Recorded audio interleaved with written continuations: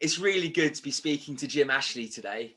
Jim is one of the founders of Outlaw Rum, which actually is aged in whiskey barrels, whiskey casks, which is an absolutely fascinating concept. And I've had a little sneak tea taste before today's chat with Jim, and they really are delicious. But I wanted to know more about the story and how it all evolved.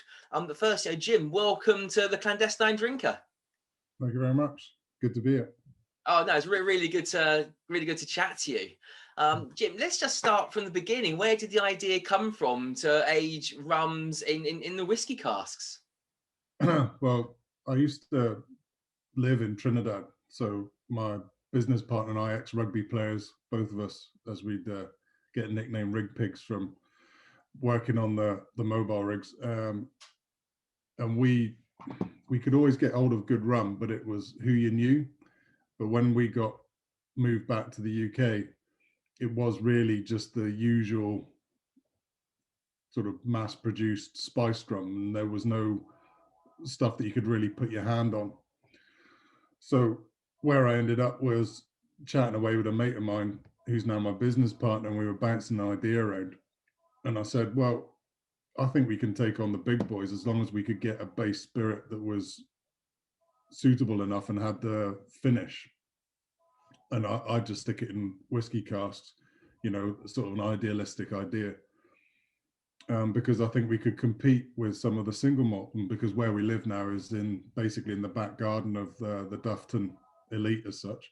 So, and there's a history of illicit stilling all the way around us. So for me, it was almost going back to grassroots, an old bonded warehouse, old granite built 1800s building, and then really showing rum off in its best light. So we started that process maybe 2 years ago now. It took over a year to get the bonded warehouse certified. And then once that had all come into play, then we were able to do our first order, which arrived early last year. So it must be hugely frustrating. 2 years to get the bonded warehouse up and running. Is that just red tape from HMRC? It's a bit of that, but also if you haven't been in the business before, so I'm oil and gas still, so I'm juggling 2 jobs just to get Outlaw Rum really up and running on its feet. The other piece is that no one had done rum like this before in the UK, not to the same degree. So because it hasn't been done before, they ask a lot of extra questions, and I had to go down basically the engineering study route of a full distillery, a dossier report, just for explosivity and so on, just to actually get ourselves through all the hurdles. So part of it was I wasn't in the spirits industry, and the other part is I was an unknown entity doing something that hadn't been done before. So yeah, it was jumping through the hoops, but also trying to convince that we weren't just a fly-by-night cowboy outfit, that we actually had controls and process in place. Yeah, that absolutely. So tell about rum brands, whiskey brands that are quite although the whiskey brands obviously they swap casks with each other, etc. How receptive were they to actually letting you buy some casks off them? A few smaller distilleries were open to buying of stock, but to be honest, I actually ended up going through the Speyside cooperage exclusively, because I would go up, and we've got a good relationship, Malcolm up there, and the others are a good team. So because you're a new small business, and I'm sure distilleries get this all the time, they get people knocking on the door saying, can we borrow your cask? And they're very protective of branding. So it doesn't matter whose casks you use, doesn't matter who's really maturing a spirit or they're adding a bit of a finish. They're reluctant to give you anything because they're so protective of their own branding. So even though I've got a number of different casks, when I've tried to even broach the subject of using a whiskey distillery's name, at the minute it's a no-go. Yeah. So I'm hoping that in the future that will be less so, but again, you're dealing with big corporate entities now, so they're very protective of their marketing and branding. Yeah. And are you bottling as are you blending from multiple casks, or are you releasing them as just single casks at the moment? So, so our flagship, as we call it, the Outlaw Rum, which is the bottle on the website, and it's the one with the black and gold label. That's actually a mix, because we wanted to do something that was authentic and traditional. We actually have Speyside and Highland cask together with bourbon. So we're basically mixing the Speyside and Highland maturation, but we only use one rum blend. So we have an agreement with Angostura, and we have our own exclusive matured cask age rum from Trinidad. So it's got 3-year, 5-year, 7-year, and 10 or 11-year, just to give us our consistency, so that we don't just have nose, but also that we have a good sort of finish. So even our rum that we receive from Trinidad, that has a finish that you don't find in a lot of rums anyway, because it's normally quite sweet, but it drops off quite quickly. Right. And So, how do you actually, did you employ a master blender to blend the rums for consistency going forward as well, or how did that process work? so no, what actually, as we were getting going, whilst I was trying to get the warehouse bonded, I saw an article in the Cask and Still magazine with a fellow called Vic Cameron. So he's VC Services, or the Whiskey Minister. So he's an independent. And I just put out an email. So I knew that I would need someone with an objective opinion, and also someone with experience, but also someone who didn't poo-poo sort of the rum, or that rum was a lesser spirit, say, than single malt whiskey, which, you know, a lot of people still feel it is. This is the challenge that we have, but it's also something which I think is wrong. So our concept is to show rum in its best light. So we spoke to Vic probably about, that would have been midway through or early 2018. He came on board almost straight away and said, you know, I just gave him some samples of the base rum with that, you know, we hadn't even finished anything then. And for an hour, he was trying to get me to admit that I was actually giving him whiskey, but it's something that and he said, right, you know, I'm in. So since then, and even some of the images or media you see on the website is Vic and myself, because, you know, we do, normally you do quarterly or every 4 months, people would nose and just check casks to see how it's going. But we've been doing it every 2 months. And with some of the Isla casks, we've been doing it monthly, especially when it's, when you know that it's really started to move. Yeah. Just to make sure that either it doesn't go over, or, because what we didn't want to do is make a rum into a whiskey. We wanted to show rum, but they'd been matured in whiskey cask, because then it sort of ties itself to the area, but also showing it in its best light, so that we were adding complexity and finish to the taste and nose. So yeah, Vic came on board, and he's been working with us for pretty much 2 years now. And then it's between me and him, really. Yeah. And so what would be a typical sort of maturation period in the whiskey casks? Well, at the minute, we've only done the first release, if you want to call it that, which was, you know, to get bottled at the end of last year, which is not ideal because it's a COVID launch. You know, Yeah. you can't have anyone around when you're sort of kicking off. But we did an auction through Whiskey Hammer, just as a sort of a, like, here we go, these are the first few bottles. But they'd been in cask for about a year.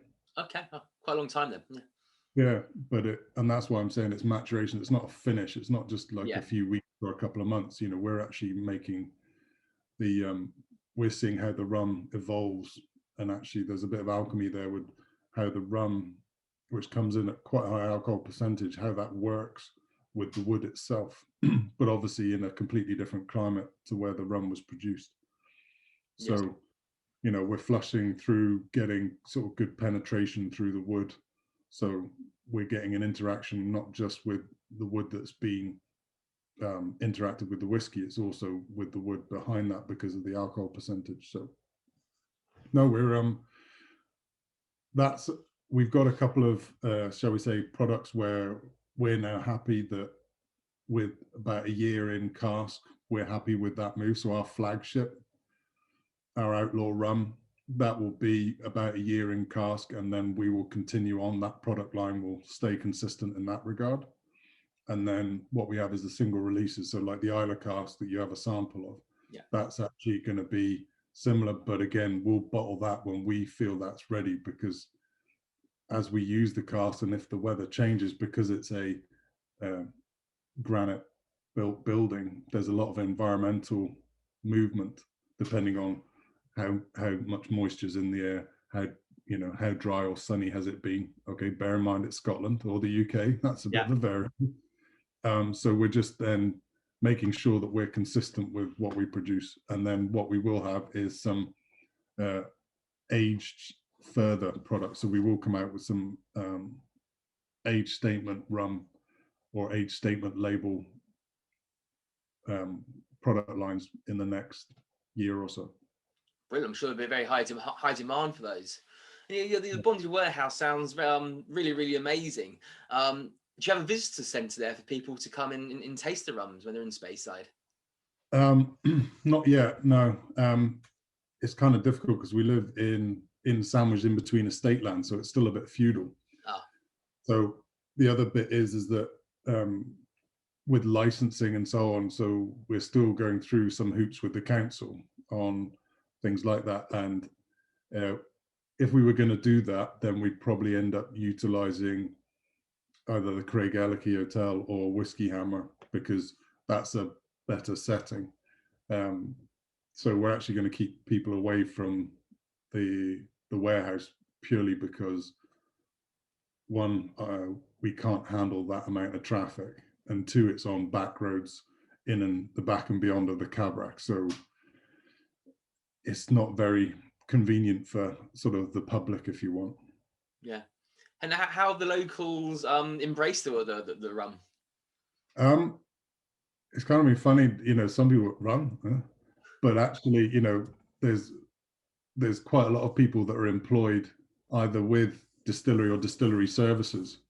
So a lot of people were like, "Oh, that's interesting," and then quite a few bought a bottle just at Christmas on our launch, just to give it a try, and they were very complimentary. So there's those who are in the spirits industry and are very interested, and then there's others who are, they're in agriculture or they're in education or oil, and it's like, well, they're quite happy to see small businesses start up, but they're not, shall we say, interested straight away.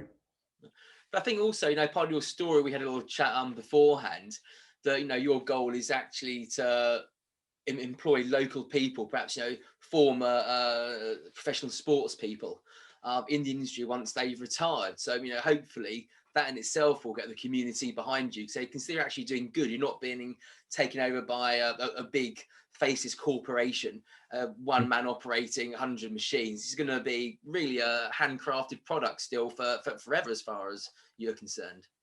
Yeah, very much. And down to moving casks around, disgorging casks to then go for bottling, or even delivery, and then doing the rum nose tastings. It's all of that. I want to keep that with folk in Aberdeenshire, just because it's another industry where people with multiple skills and sports, one, will be very active and will be better off in the warehouse, but two, it just gives them a different avenue, especially because if you come out and you've done professional sport for X amount of years and you're carrying a couple of injuries, often there's a struggle to go on to what's next, whereas I can give that option. The other bit that we're going to look at as well is, the Gordon Highlanders Regiment was originally founded in Huntly, which is our nearest town.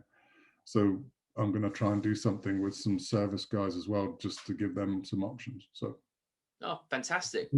I know you've done work from some strong men in the past.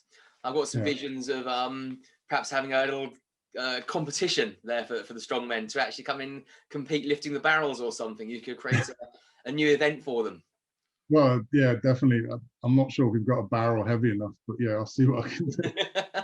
I know if you've got an old Bordeaux barrel or something or other, not whiskey obviously, but you know, Yeah, 225 litres full of liquid. yeah. That's Well, most of our casks are actually 200 liters. So if you add that with the cask can be anywhere between 60 and 80 kilos, depending on, how thick the wood is. so 250, 300 kilos. Yeah. So and because there's a fluid moving around, some of the old events used to be a cask, a keg lift. So you might have seen that, but it's the metal ones because you've got grips on them. Yeah. But a lot of the casks, depending where they're from, they've actually only got a couple of mil. There's a tiny lip on them. So it would have to be quite a bloke or girl, that would be able to get their arms right around the ends of the barrel, and then Or it's your interpretation of the Atlas stones. There you go, yeah, the cask lift, yeah. Yeah. I'd love to see that. It just makes things fun, doesn't it? It's good fun. Well, the Stoltman brothers actually were going to try and do a strongman event this year, and they're the sort of local Scottish world's strongest man competitors, and we were going to help them, or at least try and support them in some way. But because of COVID and everything else, they're focused in on world's strongest man. But hopefully in the future we'll get something here, in Scotland. That'd be good. Yeah, but if you do anything with them, I said I'm a sports photographer. Give me a call because any excuse to get up to Scotland, and we'll come and take some pictures in exchange for some rum. You can feed me with rum, keep me going, get more artistic. We can do that. But let me taste some of the rum here. Let me get onto the standard one to start with. Just going to show people here if I can get the camera right. The Outlaw Rum. Just while I'm pouring this out, perhaps just give your website details, Jim. Yeah, so our website is www.outlawrum, just one word, .co.uk. So you can buy from us direct, but you do have then some of the imagery and some of the branding, or at least you've got the story there as well. So that was, and we've kept everything local. So that was developed by a company in Aberdeen.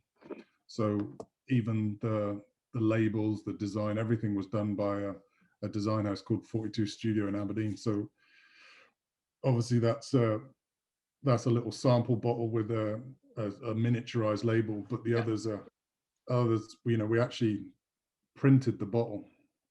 Yeah, it looks really, really nice on the website. Look absolutely very sophisticated and elegant. I haven't got my glasses on. What is it bottled at 40%? Yeah, so the one that you're just about to taste is 40%. So that's Speyside and Highland cask in equal ratio with bourbon in as well. So we wanted to mix the cask mainly to sort of tie us into, we're very close to Speyside, but we'd be classed as a Highland whiskey, as in, your typical Dufton single malts would be.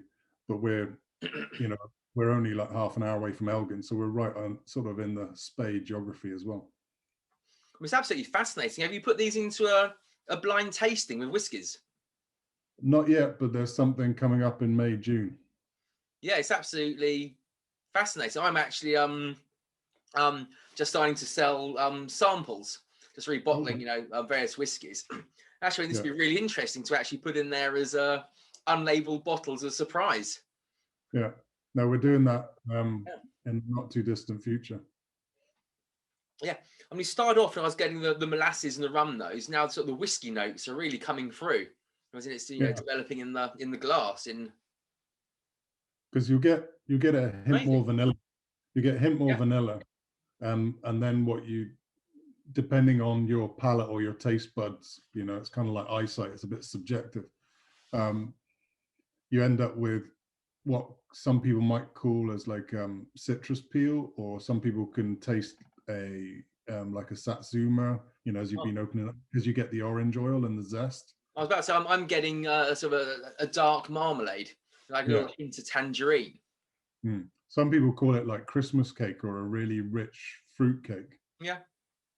And on the taste as well, what I normally get is I get orange, but sort of a deep orange note to begin with, but then because of the cask that it's been in, you start to get some of what you might call baking spice on the side of the tongue. So you get it's almost like cinnamon buns or like Easter hot cross buns. You get Yeah. that sort of cinnamon and baking spice in there. Yeah, I mean, it's really interesting, isn't it? Because it's almost got that, the sort of, and it's great because the problem with rum for me is, I do have limited experience with rum, is they're just overly sweet, you know, far too much to me. And same with gins, or flavored gins, you know, it's not my bag. Yeah. You know, but this is actually, you know, delightful. It's just absolutely, it's so well balanced. And I think those whiskey casks adding that extra element, you're getting that sort of molasses to start with, then it's just going to the vanillas and in the wood. So absolutely delightful, really lovely. Yeah. Gone to And that was our aim, you know, just to show rum in its best light.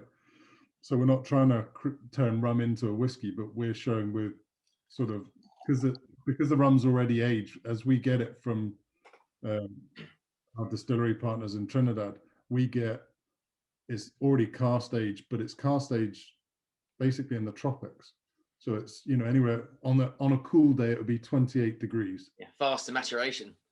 Right, but it's also the humidity. So you get the cask and it really works the wood because of the heat and the humidity. So we already get a very complex spirit. And then we wanted to just sort of add the complexity and give a bit more length in the finish. That's what we were aiming to do. So we were very happy with the results. No, absolutely. I think that's absolutely, yes, great.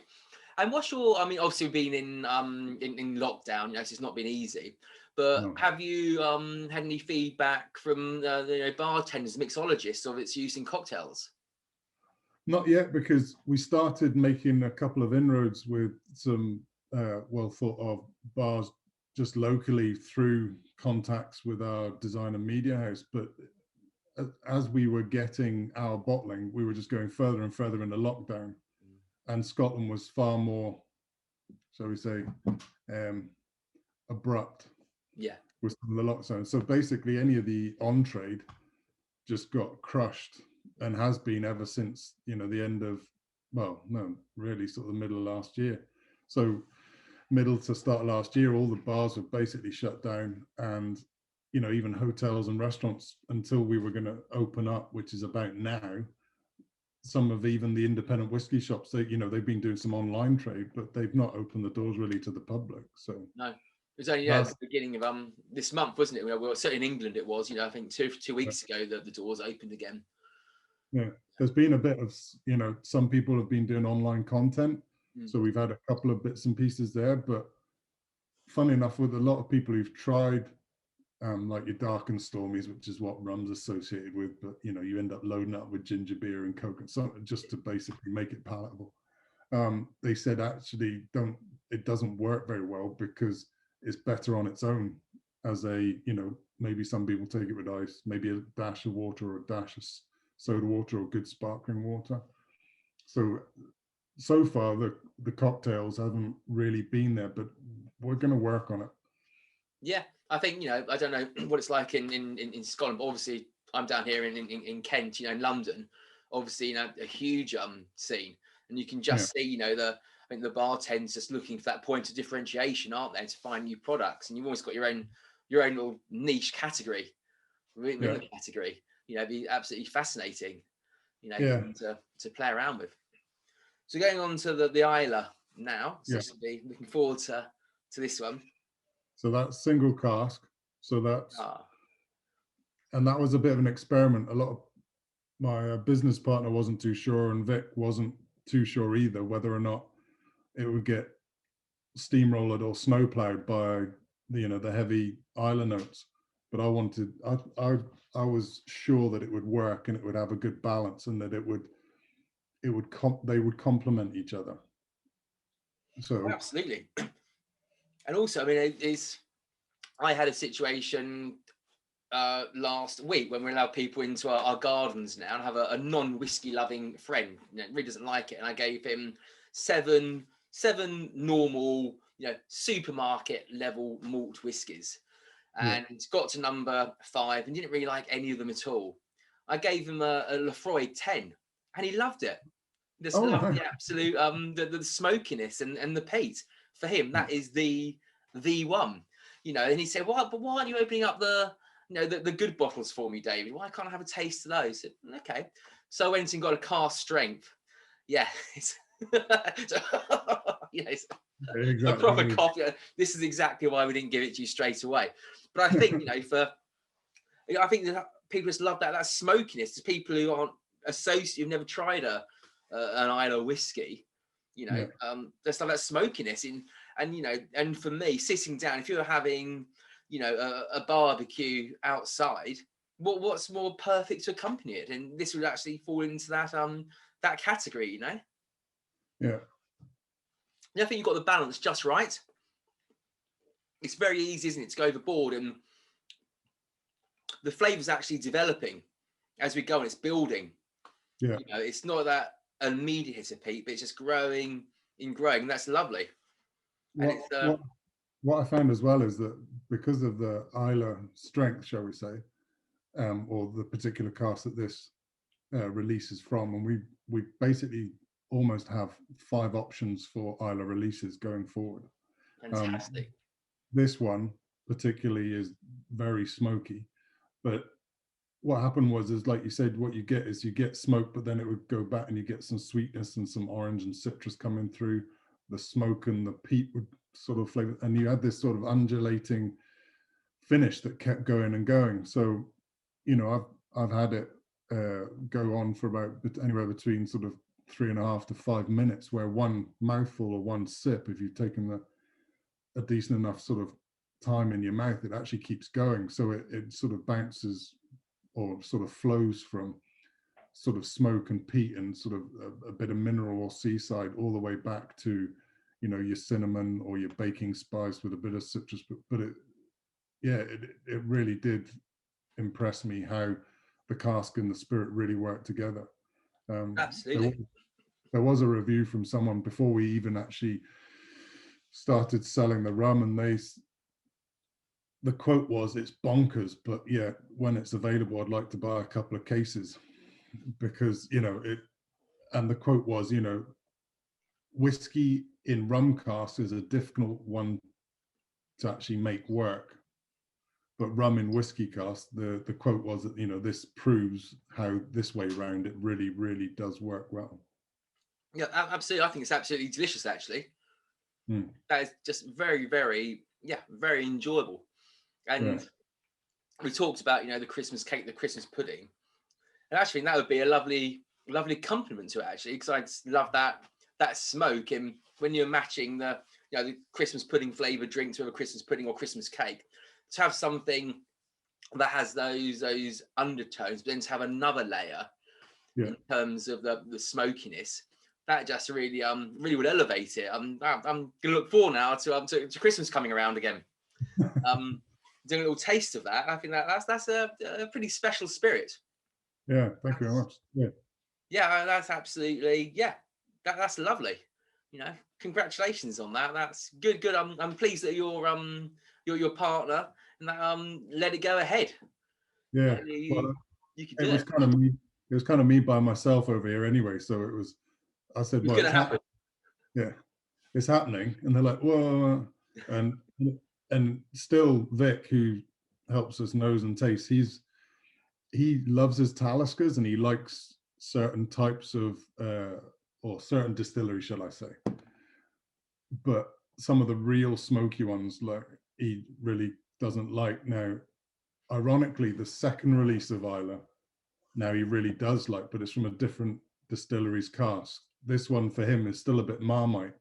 Yeah. It's very, the yaw from, oh, this is really something special. Oh, I don't know if this is quite, but for me, it's bang on, because I just love the sort of the strength of it, and it does yaw between the sort of sweetness and the fruitiness going through back to sort of smoke and peat.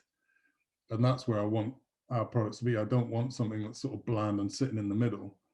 I want us to show that what we can do with rum and how it's matured, so that it's not just a finish, it's actually a properly sort of matured spirit. Yeah, absolutely. Jim, thank you very, very much indeed. It's been fascinating tasting your rums, and I wish you, every success. It's brilliant what you've been doing here and what you can do for the community. and they taste great. So yeah, thank you very much indeed. Cheers. Thanks, Dave.